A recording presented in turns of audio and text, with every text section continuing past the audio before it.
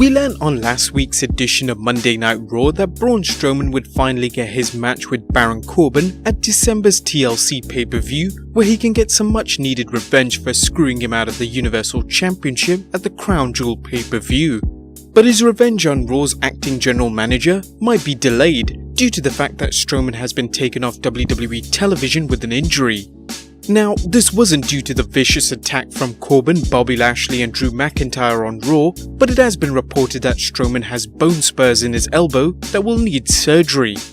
Whilst the surgery is minor, it will take Strowman several weeks to recuperate, but his timeline for recovery can only be predicted after he's completed surgery, which he is reported to undergo today.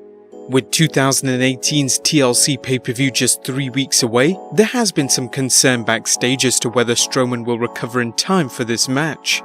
This is an important match as it carries various stipulations going forward to the Royal Rumble and is one of the matches that could affect a number of storylines and plans. WWE officials could delay the match, but instead there are backup plans of a replacement. But who could it be? Well, in this video, we look at 5 wrestlers rumoured to replace Braun Strowman at TLC 2018. Number 1. Finn Balor. Many wrestling channels, including ourselves, have highlighted Finn Balor's push in WWE over the last 2 years. Once both an NXT champion and WWE's first ever Universal champion, he's been demoted to the mid-card and considered an afterthought on Raw once he recovered from his injury. It's predictable that Balor will have nothing of relevance on this pay-per-view and that's if he's miraculously on the card at all, but if WWE had no major plans for him, he could work as the perfect replacement for the monster among men as he's already defeated Baron Corbin before, transforming into his alter ego at this year's SummerSlam. Number 2. Lars Sullivan. During the Survivor Series, a promo video was shown hyping the arrival of NXT's unstoppable monster Lars Sullivan onto the main roster. Whilst it's not been confirmed which brand he will be a part of, if he is coming to the red brand, this could be an awesome way to debut on the main roster, keeping his arrival date a secret and then announce him on the day of the pay-per-view, squashing Baron Corbin. This could be an excellent way to push him right to the top of the red brand, but Sullivan's push might be cancelled after Ringside News discovered a number of rants on a bodybuilding forum a number of years ago. Some of Sullivan's rants include calling Jeff Hardy a junkie with no wrestling ability, claiming he got with Ronda Rousey, naming Lashley as a steroid abuser, and making derogatory comments about Stephanie McMahon. Whilst these comments were made years ago before he was even on NXT, it's currently unsure whether he'll be punished for his actions. Number 3. Matt Hardy. The Broken One revealed after a WWE live event in Corpus Christi, Texas, that he might be retiring from in-ring competition due to the event Omega maneuver he performed over the years. This move has effectively caused his lower back and pelvis to start fusing together. The injury has also caused him to slow down over the last few years, and he wanted to take a step back from wrestling to recover and spend time off the road. However, the wrestling bug was too big to ignore, and Hardy made his return at a WWE live event in Europe and mentioned that he's not retiring at all. People throw around the word retirement where typically, I guess if someone teases that it's retirement, but retirement is not a word I ever said. I never said retirement. I said, I need to go home, and I really did.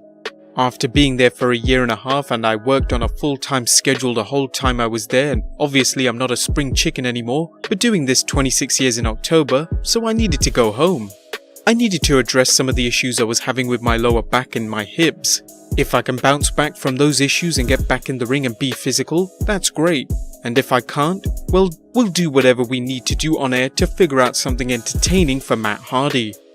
It would be awesome to see Hardy back on the main roster, and he would no doubt serve as a decent replacement for Strowman with a surprise return. Number 4. Kurt Angle. Fans were admittedly a little disappointed that a proper feud between Baron Corbin and Kurt Angle didn't happen, as the winner could have gained full control of Raw. Angle has recently proved that he can still go in the ring, and he could still have a match against Corbin at TLC, defeating him, and as a result, Corbin could lose all authority on Raw.